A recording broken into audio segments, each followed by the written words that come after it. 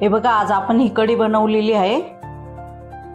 तर ह्या पद्धतीने तुम्ही एकदा कढी बनवून बघा। याच्यामध्ये बाजरीचं पीठ नाही, फक्त आपण बेसन पीठ वापरून कढी बनवलेली आहे। छान असं माझ्या पद्धतीने तुम्ही एक वेळेस बनवून बघा।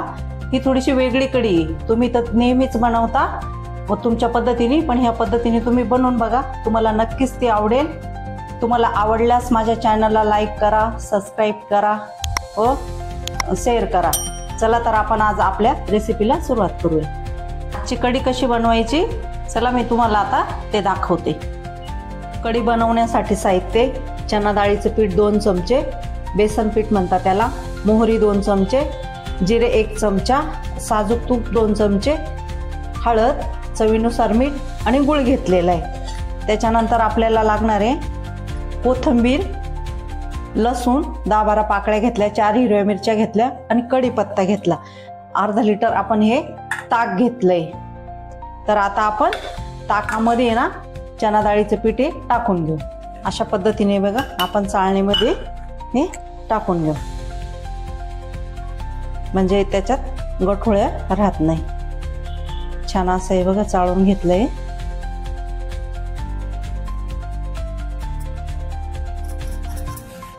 आता आपण ते घुसळून घेऊ। छान असं रवीने ताकात पीठ आहे ना मिक्स करून घ्यायचं। छान असं पीठ आहे ना मिक्स झालं ताकामध्ये। आता आपण वाटण दळून घेऊया।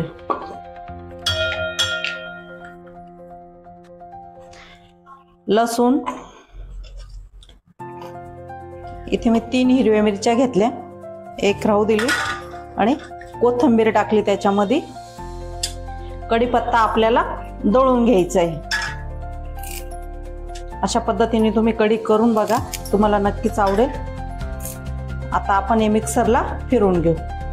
बघा, मिक्सरला आपण कढीपत्ता, लसूण, 2 मिरच्या हे असं दळून घेतलंय। थोडंसं पाणी टाकून ते दळून घेतलं। आता आपण कढीला तडका देऊ। सर्वप्रथम आपण तूप, साजूक तूप टाकून घेऊ 2 चमचे।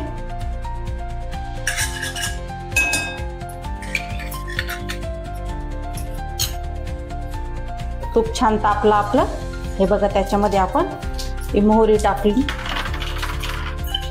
त्याच्यात आपलं जिरे आहे ना ते टाकून घेऊ। त्याच्यात आपण 1च हिरवी मिरची तुकडा करून टाकून घेणार आहे। त्याच्यात आपण जे वाटण दळून घेतलंय ना ते टाकायचं।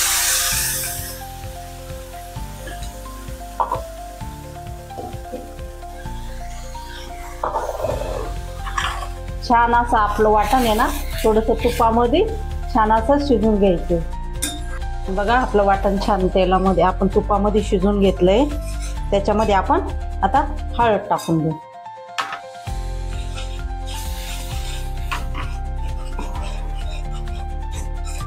त्याच्यात आता आपण जे ताक पीठ टाकून घुसवून घेतलेलं आहे ना ते टाकलंय।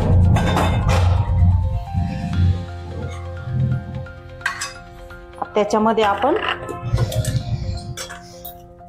गूळ टाकून घेऊ, अशी गोड आंबट कढी होईल। गूळ टाकला मी 2 चमचे। मीठ टाकायचं आपल्याला चवीनुसार। हे बघा, तुम्हाला घट पातळ किती पाहिजे त्याच्यानुसार तुम्ही पाणी टाकून घ्यायचे। इथे मी बाजरीचं पीठ नाही वापरलेलं, इथे मी चना डाळीचं पीठ वापरलेलं आहे। छान बघा, आपली कढी ही तयार झाली। अशा पद्धतीने तुम्ही एक वेळेस नक्कीच बनवून बघा। हे बघा, वरून कढीपत्ता याच्यासाठी टाकला की त्याचा छान कढीपत्त्याचा आपल्याला चव येते। बघा, अशा पद्धतीने तुम्ही कढी बनवून बघा, तुम्हाला नक्कीच आवडेल।